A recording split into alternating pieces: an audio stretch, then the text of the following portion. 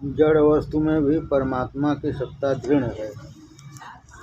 किसी जड़ वस्तु का भी तिरस्कार करना यह प्रभु का अपमान करने जैसा ही पाप है। किसी जड़ वस्तु का भी तिरस्कार करना यह प्रभु का अपमान करने जैसा ही पाप है।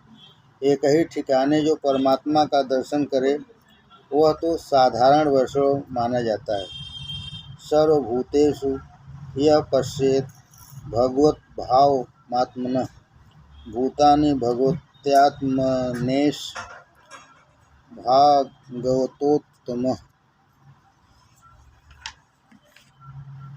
उत्तम वैष्णव वह है जो जड़ चेतन सब में अपने इष्ट देव का दर्शन करता है।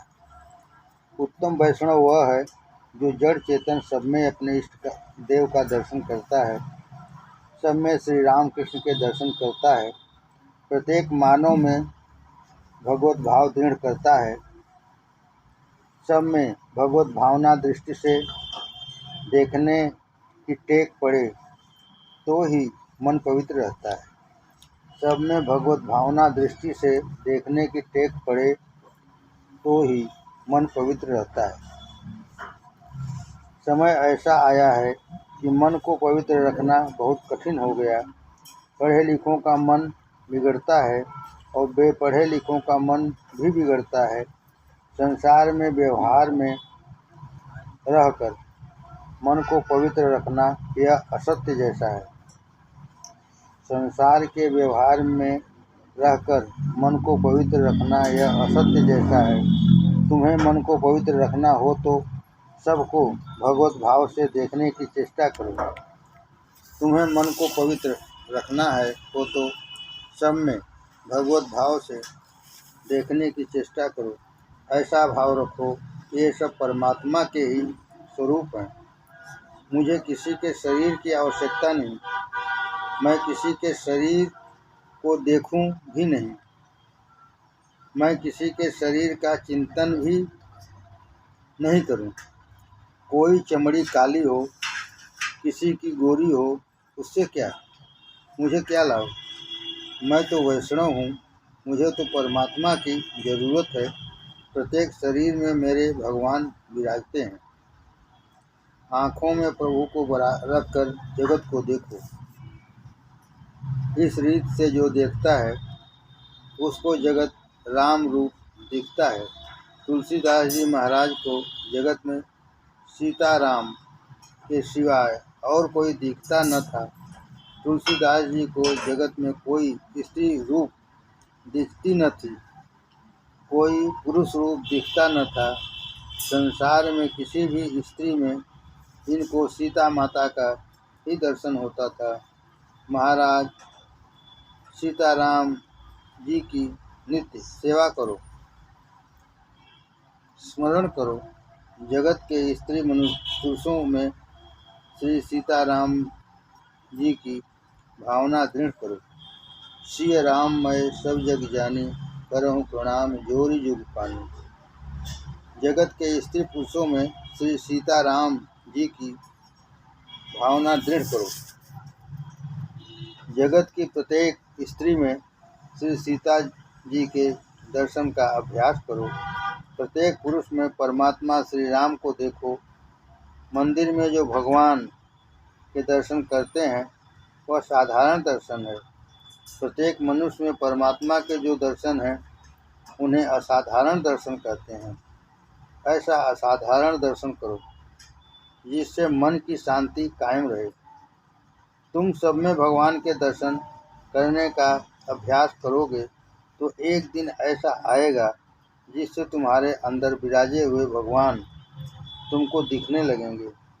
अंदर विराजमान परमात्मा का जिसको दर्शन हुआ है उसकी शांति किसी दिन भी भंग नहीं होती। मंदिर में विराजे हुए भगवान के दर्शन से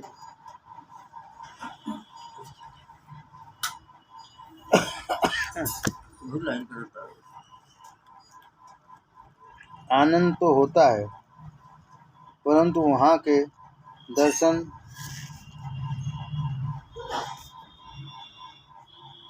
मंदिर में विराजे हुए भगवान के दर्शन से आनंद तो होता है, परंतु वहाँ के दर्शन 24 घंटे खुले नहीं रहते।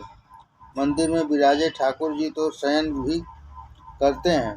ठाकुर जी के शयन के उपरांत तुम किसके दर्शन करोगे? जो केवल बाहरी भगवान के दर्शनों का आधार रखता है तथा जिसे अंदर के भगवान का दर्शन नहीं होता, उसे प्रभु का वियोग सहना पड़ता है। बाहर दर्शन करने वाले को थोड़े समय दर्शन का आनंद देकर परमात्मा अंतर्ध्यान हो जाते हैं, परंतु जिसे अंदर के परमात्मा दिखते हैं, जिसे आत्मस्वरूप में परमात्मा के दर्शन होते हैं, उसे किसी भी दिन प्रभु का वियोग नहीं होता। प्रभु का वियोग यही भारी रोग है। प्रभु का वियोग यही भारी रोग है। इस रोग की औषधि है प्रत्येक में प्रभु के दर्शन का अभ्यास। इस रोग की औषधि है प्रत्येक में प्रभु के दर्शन का अभ्यास। जिसे प्रत्येक में प्रभु दिख पड़े, प्रत्येक में आत्मवत भाव जागे, वे प्रभु के नित्य सानिध्य का अनुभव करते हैं। प्रत्येक में प्रभु के दर्शन करते करते ज्ञानी महापुरुषों को ऐसी तन्मयता हो जाती है कि उनको स्वयं में भी परमात्मा दिखने लगते हैं। वे ऐसा अनुभव करते हैं कि जो प्रभु वैकुंठ में विराजते हैं, वे प्रत्येक जड़ चेतन में भी हैं और वे मुझ में भी सतत विलास करते हैं। ज्ञानी महापुरुष परमात्मा का सतत दर्शन करते हैं, उनको प्रभु का वियोग नहीं होता।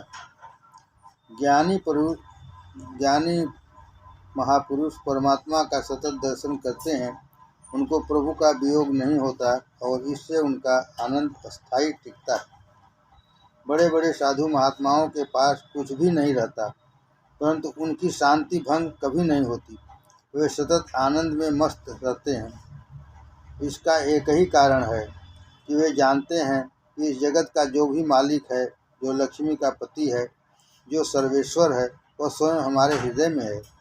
अरे लक्ष्मी हाथ आवे तो मनुष्य बहुत सुख मानता है, तो लक्ष्मीपति जिसके हाथ में आवे तो उसका सुख कितना होगा। इतने ही लोग ऐसा समझते हैं कि मेरे पास लाख रुपए हैं, मुझे तनिक भी बाधा नहीं आवेगी, भले ही कुछ भी हो जाए। लक्ष्मी होने से ही मनुष्य इतना निश्चिंत हो जाता है, तो लक्ष्मीपति जिसका सानिध्य जिसको सतत होता है, उसकी शांति कैसी होगी। लक्ष्मी से मिलने वाला आनंद क्षणिक है, यह कायम रहता नहीं। जो आत्मस्वरूप में लक्ष्मीपति को देखते हैं, परमात्मा की झांकी करते हैं, उनका आनंद कायम रहता है। बाहर दर्शन करते करते तन्मयता से लीन होकर जो अंतर्दर्शन करते हैं, जो आत्मस्वरूप में परमात्मा का दर्शन करते हैं, वे ही संसार से तरते हैं। जो आत्मस्वरूप में परमात्मा का दर्शन करते हैं, वे ही संसार से तरते हैं। लोटे में पानी हो तो तुम उसे बाहर फेंक सकते हो, परंतु लोटे के अंदर जो शून्य आकाश है, उसे कौन बाहर कर सकता है। आकाश सर्वत्र व्याप्त है। परमात्मा तत्व भी अंदर बाहर सर्वत्र व्याप्त है। ज्ञानी पुरुष उसका सतत अनुभव करते हैं। आत्मस्वरूप में परमात्मा का दर्शन इसी को अपरोक्ष दर्शन कहते हैं। आत्मस्वरूप में परमात्मा का दर्शन इसी को अपरोक्ष दर्शन कहते हैं।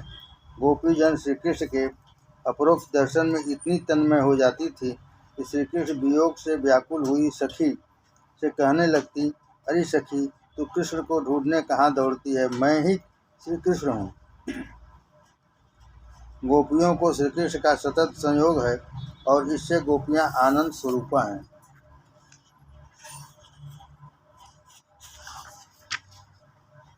अपरोक्ष दर्शन से बहुत शांति मिलती है, बहुत आनंद मिलता है, जीव कृतार्थ बनता है।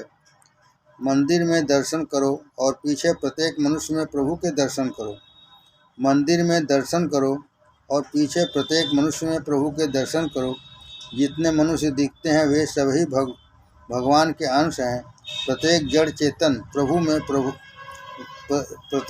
चेतन वस्तु में प्रभु विराजे हुए हैं। ऐसा भाव रखकर विवेक से व्यवहार करोगे तो एक दिन तुमको अपने अंदर परमात्मा का दर्शन होगा। गुजरात में अपने को कोई मिले तो प्रत्यक्ष में जय श्री कृष्ण कहा जाता है। काशी अयोध्या की तरफ ऐसी पद्धति है, कोई भी मिले तो राम राम कहते हैं। वे एक बार राम नहीं कहते, 3 बार राम नहीं बोलते, परंतु 2 बार राम राम बोलते हैं। वे 2 बार राम क्यों बोलते हैं? 1 बार नहीं, 3 बार नहीं, सिर्फ 2 बार। इससे क्या तात्पर्य है? इसका एक कारण है, इसके पीछे ऐसी भावना है कि मुझको जो दिख पड़ता है वह मेरा राम है और मेरे अंदर भी तेरा ही राम विराजा हुआ है। उन राम जी के प्रकाश से मैं जगत को देख पाता हूँ। राम जी मुझे प्रकाश देते हैं, जो दिख पड़ता है वह राम है तथा जो देखता है वह भी तत्व दृष्टि से राम जी का ही स्वरूप है। तुम मेरे अंदर राम जी का दर्शन करो और मैं तुम्हारे अंदर राम जी का दर्शन करूं। ऐसी भावना परस्पर रखो तो बहुत शांति प्राप्त होगी। तुम बहुतों में भगवान का दर्शन करोगे तो बहुत लोग तुम में भगवान का दर्शन करेंगे। वैष्णव तो वह है जिसके दर्शन से भगवान याद आवे। वैष्णव तो वह है जिसके दर्शन से भगवान याद आवे। वैष्णव तो वह है जिसको देखने से परमात्मा का स्मरण आवे। तुम जिस मनुष्य के साथ व्यवहार करो उस मनुष्य में श्री राम जी का दर्शन करते हुए बोलो, श्री राम जी का दर्शन करके चलो। प्रत्येक मानव में श्री राम जी विराजे हुए हैं, इसे याद रखकर व्यवहार करोगे तो तुम्हारा प्रत्येक व्यवहार भी ही भक्ति हो जाएगा। यह व्यवहार नहीं रहेगा, भक्ति बन जाएगा। तुम्हारे घर में नौकर भूल करे तो नौकर को धमका दो, परंतु नौकर में राम जी विराजे हैं, इसको भूलो नहीं। कितने ही मनुष्य ऐसे होते हैं कि लड़का भूल करे तो कुछ नहीं, परंतु नौकर भूल करे तो चले नहीं। लड़का घर में मोटा नुकसान कर दे तो बाधा नहीं, अपने को जरा भी खोटा नहीं लगता, परंतु नौकर से थोड़ा सा भी नुकसान हो जाए तो आँख निकालते और धमकाते हैं। तू कैसा है, तुझमें अक्ल नहीं। नौकर में भी परमात्मा है। तुम्हें कोई ऐसा कहे कि तुम में अक्ल नहीं, तुम मूर्ख हो, तो तुम्हें दुख लगेगा। ध्वनि से प्रतिध्वनि उत्पन्न होती है। जो तुम्हारी आत्मा के प्रतिकूल लगे वैसा व्यवहार दूसरों से न करो। आत्मनः प्रतिकूलानि परेशान न समाचरेत। मेरे अंदर जो राम विराजमान हैं वे ही सबके शरीर में भी हैं, ऐसा भाव सदैव रखो। प्रत्येक में राम जी के दर्शन करते हुए व्यवहार करो तो व्यवहार शुद्ध होगा, और व्यवहार शुद्ध होगा तो भक्ति में आनंद आएगा। राम जी की सेवा। भगवान को चंदन पुष्प अर्पण करना मात्र इतने में भक्ति पूर्ण नहीं होती। यह तो भक्ति की एक प्रक्रिया मात्र है। भक्ति तो तब होती है जब सब में भक्ति भाव जागता है। ईश्वर सब में है। मैं जो कुछ भी करता हूँ उस सब को ईश्वर देखते हैं। मैं जो कुछ भी करता हूँ उस सब को ईश्वर देखते हैं। जो ऐसा अनुभव करता है उसको कभी पाप नहीं लगता। उसका प्रत्येक व्यवहार भक्तिमय बनता है। यह अति शुद्ध व्यवहार है और यही तो भक्ति है। जिस व्यवहार में दंभ है, अभिमान है, कपट है, वह व्यवहार शुद्ध नहीं है। जिसका व्यवहार शुद्ध नहीं उसे भक्ति में आनंद आता नहीं। मानव भक्ति करता है परंतु व्यवहार शुद्ध नहीं रखता। जिसका व्यवहार शुद्ध नहीं वह मंदिर में भी भक्ति नहीं कर सकता।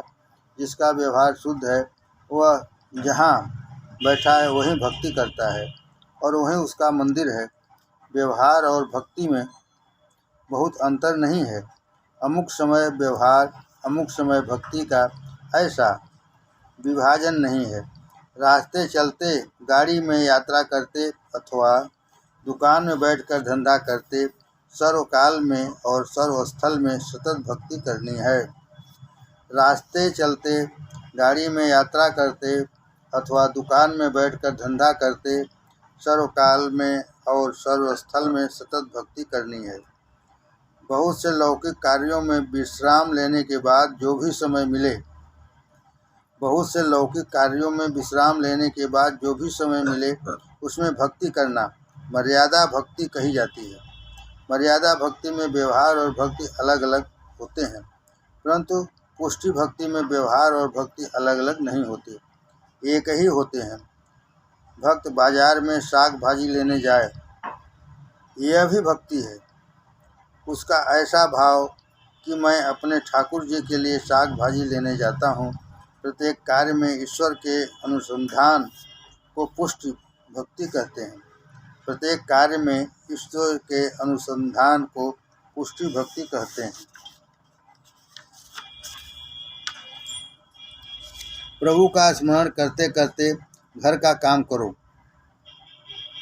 प्रभु का स्मरण करते करते घर का काम करो तो वह भी भक्ति है। यह घर ठाकुर जी का है, यह घर में कचरा रहेगा तो ठाकुर जी नाराज होंगे, ऐसा मानकर झाड़ू देना भी भक्ति है। मेरे नारायण आरोगते हैं, ऐसा भावना से किया हुआ भोजन भी भक्ति है। बहुत सी बार माताओं को ऐसा लगता है कि कुटुंब बहुत बड़ा है, जिससे सारा दिन रसोई घर में ही चला जाता है, सेवा पूजा कुछ हो नहीं पाती, परंतु घर में सबको भगवत रूप मानकर की हुई सेवा भी भक्ति है। भक्ति करने के लिए घर छोड़ने या व्यापार छोड़ने की आवश्यकता नहीं, केवल अपने ही लिए कार्य करो, यह पाप है। घर के मनुष्यों के लिए काम करना यह व्यवहार है, परमात्मा के लिए काम करना यह भक्ति है। घर के मनुष्यों के लिए काम करना यह व्यवहार है, परमात्मा के लिए काम करना यह भक्ति है। कार्य तो एक ही है, परंतु इसके पीछे भावना में बहुत फर्क है। महत्व क्रिया का नहीं, क्रिया के पीछे हेतु का है, भावना का है। यह महत्वपूर्ण है। मंदिर में एक मनुष्य बैठा बैठा माला फेरे, परंतु विचार संसार का करे। दूसरा मनुष्य प्रभु का स्मरण करते करते बुहारी करे, तो उस माला फेरने वाले से बुहारी करने वाला श्रेष्ठ है। व्यवहार करो, व्यवहार करना खोटा नहीं, परंतु जो व्यवहार प्राप्त हुआ है उसमें विवेक की आवश्यकता है। मनुष्य को सतत भक्ति में आनंद नहीं आता। अपने जैसे साधारण मनुष्य 5-6 घंटे परमात्मा का ध्यान सेवा स्मरण करने के उपरांत कुछ और मांगने लगता है।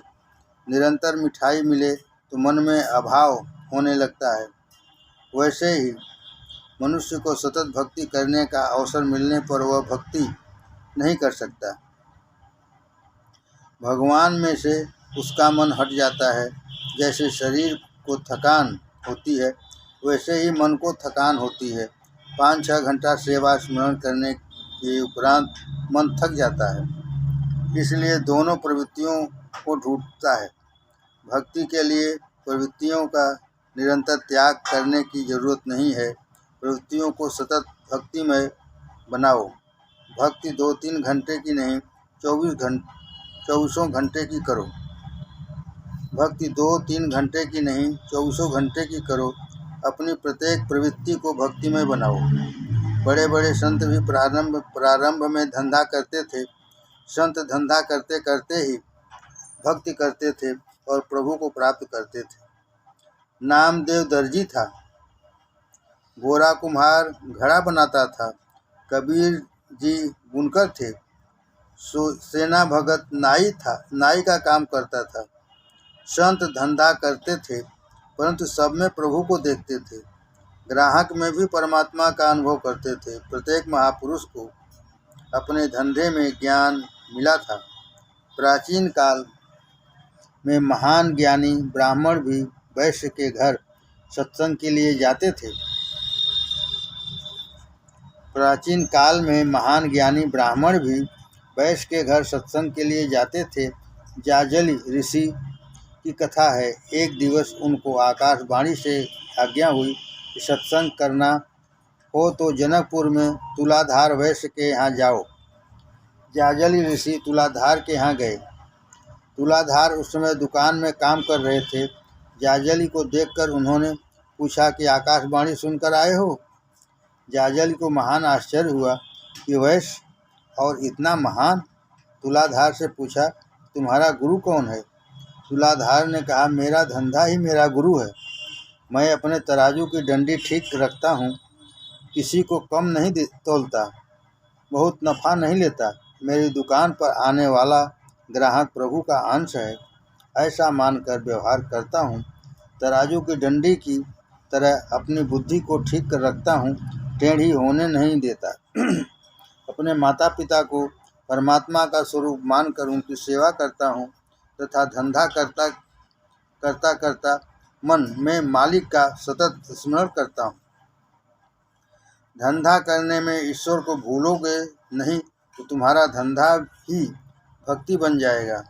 ठाकुर जी का दर्शन करने में यदि दुकान दिखे तो दुकान का काम काज करने में भगवान क्यों नहीं दिखता? ठाकुर जी का दर्शन करने में यदि दुकान दिखे तो दुकान का काम काज करने में भगवान क्यों नहीं दिखता? कोई वैष्णव दुकान में श्री द्वारिकानाथ जी का चित्र पधराते हैं, यह ठीक है, परंतु द्वारिकानाथ सदा हाजिर हैं ऐसा समझकर व्यवहार करे, यह बहुत जरूरी है। जब तक देह का भान है तब तक व्यवहार तो करना ही पड़ेगा। व्यवहार करो, परंतु व्यवहार करते करते परमात्मा सब में विराजते हैं, यह भूलो मत। व्यवहार में अपने धर्म को मत छोड़ो। जीवन में धर्म ही मुख्य है, अन्य चीज गौण है। मत्स्य शिक्षणम रक्षो वधाएव न केवलम विभो। श्री राम मानव समाज को धर्म का शिक्षण देने के लिए जगत में पधारे हैं। राम जी का प्राकट्य राक्षसों के संहार के लिए नहीं हुआ। श्री राम परमात्मा हैं, काल के भी काल हैं। श्री राम संकल्प करें तो एक क्षण में राक्षसों का तो क्या सारे संसार का प्रलय कर सकते हैं। श्री राम लंकाधीश रावण को मारने के लिए नहीं आए। श्री राम तो मानव मात्र में रहने वाले रावण का विनाश हो ऐसे धर्म का शिक्षण देने के लिए प्रकट हुए थे। रावण कौन है? काम रावण है, क्रोध रावण है, मोह रावण है। प्रत्येक मानव को स्वयं के अंदर रहने वाले इस रावण को धर्म का आचरण करके मारना है। जीवन में धर्म के आचरण का आदर्श राम जी ने जगत को बताया है। श्री राम धर्म की मूर्ति हैं। श्री रामचंद्र को धर्म पालन की आवश्यकता नहीं। राम ने तो ईश्वर होने पर भी समाज को धर्म का शिक्षण देने के लिए प्रभु की मर्यादा का पालन किया है। जो धर्म की मर्यादा पालन करते हैं उनका मन शुद्ध होता है। परमात्मा की आज्ञा समझकर जो धर्म की मर्यादा का पालन करते हैं उन्हीं को भक्ति का रंग लगता है। मानव भक्ति करे परंतु धर्म का पालन न करे तो उसका ज्ञान और भक्ति सफल नहीं होती। आजकल लोग मंदिर में बहुत जाते हैं, भक्ति बढ़ रही है ऐसा दिखता है। पुस्तकों द्वारा ज्ञान का प्रचार भी बहुत बढ़ता हुआ मालूम पड़ता है। प्राचीन काल में ऐसा बहुत ज्ञान नहीं था। प्राचीन काल में तो ऐसा ही था कि जो 3 बार संध्या करे, गायत्री का जप करे, ब्रह्मचर्य का पालन करे, सद्गुरु की सेवा करे, उसी को ज्ञान मिलता था। आजकल तो संध्या करने की ज़रूरत नहीं, गायत्री जप करने की ज़रूरत नहीं, गुरु की सेवा करने की ज़रूरत नहीं। आराम कुर्सी में पड़े पड़े पुस्तकें पढ़कर ही लोग ज्ञानी हो जाते हैं और पीछे ज्ञान की अच्छी अच्छी बातें करते हैं और धर्म का भाषण भी करते हैं, परंतु इस ज्ञान भक्ति से मनुष्य को जो शांति मिलनी चाहिए वह मिलती नहीं। उसका एक ही कारण है कि मानव धर्म को भूला हुआ है। वह धर्म पालन करता नहीं, मर्यादा पालन करता नहीं। जिस प्रकार भोजन की खाली बात करने से तृप्ति नहीं होती, उसी प्रकार ज्ञान की केवल बातें करने से शांति प्राप्त नहीं होती। ज्ञान को जीवन में उतारो तो शांति मिल सकती है। ज्ञान को जीवन में उतारना अर्थात धर्म का बराबर पालन करना। धर्म का फल है शांति, अधर्म का फल है अशांति। जो धर्म की मर्यादा का पालन नहीं करता उसे शांति नहीं मिलती, स्त्री स्त्री की मर्यादा में रहे, पुरुष पुरुष की मर्यादा में रहे। मनुष्य जब मर्यादा का उल्लंघन करता है तभी अशांति आती है, उसके ज्ञान भक्ति बह जाते हैं। ज्ञान और भक्ति धर्मानुकूल हों तो सार्थक होते हैं और तभी मन को शांति प्राप्त होती है। धर्म का भक्ति के साथ विरोध नहीं। भक्ति धर्म मर्यादा विरुद्ध हो तो वह भक्ति नहीं। परमात्मा ने जगत को बतलाया है कि कदाचित तुम भक्ति न कर सको तो बाधा नहीं, परंतु धर्म मत छोड़ो। कदाचित तुम भक्ति न कर सको तो बाधा नहीं, परंतु धर्म मत छोड़ो। जो सुधर्म का बराबर पालन करते हैं उन्हीं को भक्ति का रंग लगता है। मनुष्य आकाश से धरती के ऊपर नहीं गिरा। इसका जन्म किसी कुल में, किसी गोत्र में हुआ है। जन्म से ही वह कुल धर्म, जाति धर्म के बंधन में पड़ जाता है। ज्ञान बढ़े, धन मिले, मान बढ़े, फिर भी अपना धर्म छोड़ना नहीं। अनेक बार मनुष्य को बहुत मान मिले तो अभिमान में वह धर्म की मर्यादा को भंग कर देता है। ज्ञान बहुत बढ़ जाए तो वह ऐसा समझता है कि मुझे जचे वैसा बर्ताव करूं, तो कोई बाधा नहीं। मैं बहुत बड़ा हूं, बहुत विद्वान हूं, बहुत ज्ञानी हूं। ज्ञानी होकर भी जो धर्म पालता नहीं उसके ऊपर भगवान को करते हैं। श्रुति स्मृति ममय वाज्ञास्त दुर्लभ्य वर्तते आज्ञोच्छेदी मम द्वेषी मद भक्तो अपि न वैष्णव। भगवान को यह जरा भी सह नहीं होता।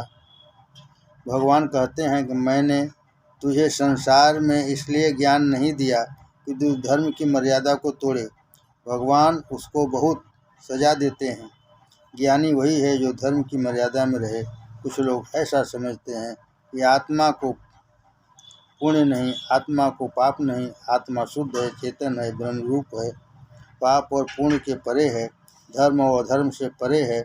सिद्धांत खोटा नहीं है, परंतु आत्मा जब तक देह में है, देह के साथ है, जब तक थोड़ा सा भी देह का भान है तब तक धर्म की बहुत ही आवश्यकता है। परमात्मा का ध्यान स्मरण करते हुए जो देह भान भूलता है उससे धर्म की मर्यादा का यदि भंग भी होए तो बाधा नहीं। ज्ञानी महापुरुष देहातीत दशा में रहते हैं। त्रिगुणातीत दशा में रहने वाले महापुरुषों के लिए धर्म की मर्यादा का बंधन नहीं रहता। वे धर्म को नहीं छोड़ते, परंतु धर्म छूट जाता है। परमात्मा के स्वरूप में अतिशय तन्मयता के कारण उनको शरीर का भान रहता नहीं। देहातीत ब्रह्म स्वरूप में स्थिर हो जाने से वे जगत को भूल जाते हैं। उनका जगत का संबंध छूट जाता है, देह का संबंध छूट जाता है। जिस पुरुष के प्राण, इंद्रिय, मन और बुद्धि की वृत्तियाँ संकल्प रहित हो जाती हैं, वे देह में रहते हुए भी देह के गुण से मुक्त हो रही हैं। देह संबंध के छूटने और ब्रह्म संबंध के हो जाने के पश्चात यदि धर्म छूटे भी तो बाधा नहीं, परंतु जब तक देह का संबंध है तब तक खबर रहती है कि मैं यह हूँ, मैं वह हूँ, मैं पुरुष या स्त्री हूँ। जब तक यह देहाभिमान है तब तक आत्मस्वरूप का ज्ञान हुआ नहीं है। तब तक धर्म की बहुत ज़रूरत है। भक्ति भी धर्म की मर्यादा में रहकर करो। भक्ति में अधर्म आवे तो भक्ति बिगड़े। स्वधर्म का पालन करो। जगत का भान रहते हुए भी धर्म छोड़े। जगत का भान रहते हुए भी धर्म छोड़े। देह भान के होते हुए भी धर्म का त्याग करे, यह मोटा अपराध है। ऐसे ज्ञान और भक्ति परमात्मा को सह नहीं होती।